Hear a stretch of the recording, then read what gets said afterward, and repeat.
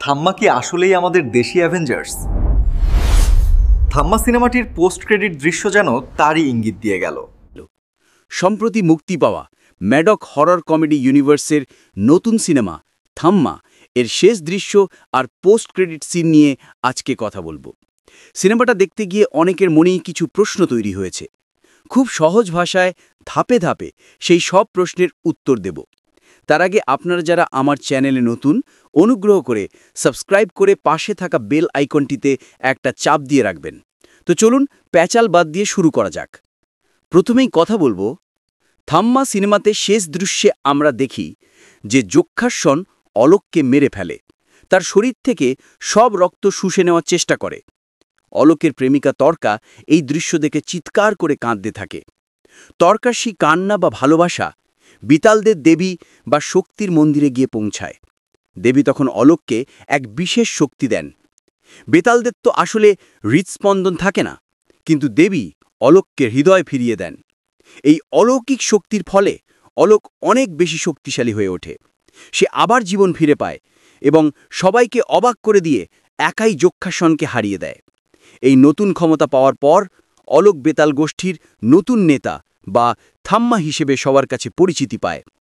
নতুন থাম্মা অলোক যক্ষাসনকে মেরে ফেলে না, বরং তাকে আবার সেই অভিশাপ দেওয়া গুহায় বা জায়গায় বন্দি করে দেয় যেখানে সে আগে ছিল। পোস্ট ক্রেডিট দৃশ্যে আমরা দেখি যে যক্ষাসনকে যেখানে বন্দি করা হয়েছিল সেখানে কে যেন চুপিসারে প্রবেশ করে। কে সেই ব্যক্তি? সে আর কেউ নয়, স্ত্রী 2 সিনেমার ভয়ঙ্কর ভিলেন সারকাটা, যার মাথা কাটা ছিল। সারকাটা এসে যক্ষাসনকে সেই বন্দিদশা থেকে মুক্ত করে নিয়ে যায়। এর মানে কি? মানে হলো এর মাধ্যমে থাম্মা সিনেমাটি ম্যাডক ইউনিভার্সের অন্য সিনেমা স্ত্রী 2 এর সঙ্গে যুক্ত হয়ে গেল। সারকাটা এখন যক্ষাসনকে নিজের অন্ধকার বাহিনীতে যোগ করাবে। এর থেকে বোঝা যায় ভবিষ্যতে বড় কোনো বিপদ আসছে যেখানে সব ভিলেন একজোট হবে। অলোক, টর্কা এবং গোষ্ঠীর অন্য সদস্যরা জানতে পারে যে যক্ষাসন পালিয়ে গেছে। তারা ভয় পেয়ে যায়। তারা আলোচনা করতে থাকে এত শক্তিশালী কাউকে কে মুক্তি দিতে পারে। আর এই নতুন শত্রুকে হারানোর জন্য অলোকের আরও বেশি শক্তির দরকার। তারা বুঝতে পারে যে যক্ষাসন আর সারকাটার মিলিত শক্তিকে হারাতে হলে অলোককে এমন কিছু করতে হবে যা তার ক্ষমতাকে দ্বিগুণ করে দেবে। সমাধান হিসেবে আসে অলোককে ভেড়িয়ার রক্ত পান করতে হবে। ভেড়িয়া বা নেকড়ে মানুষের রক্ত বেতালদের শক্তিকে অনেক বাড়িয়ে দেয়। তর্কা চিন্তিত হয়ে জিজ্ঞেস করে, ভেড়িয়া কোথায় পাব? অলোক তখন একটু হেসে আকাশের দিকে তাকায়, কারণ সে জানে সে এর আগেই ভেড়িয়ার মুখোমুখি হয়েছে এবং তার রক্ত তার গায়ে লেগেছিল। সেই রক্ত থেকেই ভেড়িয়া অনেক শক্তিশালী হয়েছিল। এবার অলোকের পাল্টা নেওয়ার পালা। পরের শটেই আমরা দেখি ভাস্কর অর্থাৎ ভেড়িয়া বেতালদের এলাকায় প্রবেশ করছে। সে আরও বেশি বেতাল রক্ত পাওয়ার জন্য ক্ষুধার্ত হয়ে ফিরে এসেছে। ভেড়িয়া একটা পাহাড়ে উঠে বেতালদের শহরের দিকে লাফ দেয়, যা এই ইঙ্গিত দেয় যে এবার তাদের মধ্যে এক বিরাট যুদ্ধ বা টক্কর হবে। ভিলেন সারকাটা স্ত্রী 2 থেকে এসে যক্ষাসনকে মুক্ত করে নিয়ে যায়, অর্থাৎ 2 ভিলেন এক হয়ে একটা বড় বিপদ তৈরি করছে।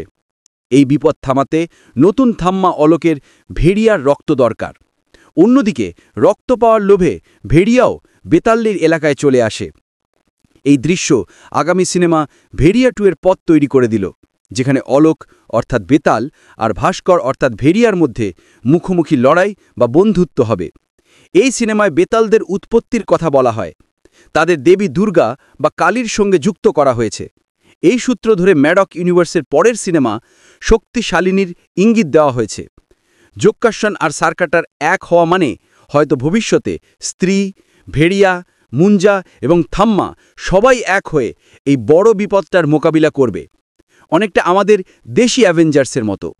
সব মিলিয়ে থাম্মা সিনেমাটি বেতালদের একটা নতুন যুগের সূচনা করল এবং দর্শকদের জন্য ম্যাডক হরর কমেডি ইউনিভার্সের আরও অনেক নতুন এবং উত্তেজনাপূর্ণ সিনেমার পথ খুলে দিল। এই ছিল থাম্মা সিনেমার শেষ দৃশ্য আর পোস্ট ক্রেডিট দৃশ্যের সহজ ব্যাখ্যা। সব মিলিয়ে থাম্মা সিনেমা বেতালদের নতুন যুগের সূচনা করলো। কেমন লাগলো কমেন্টে জানাও আর সাবস্ক্রাইব করতে ভুলো না।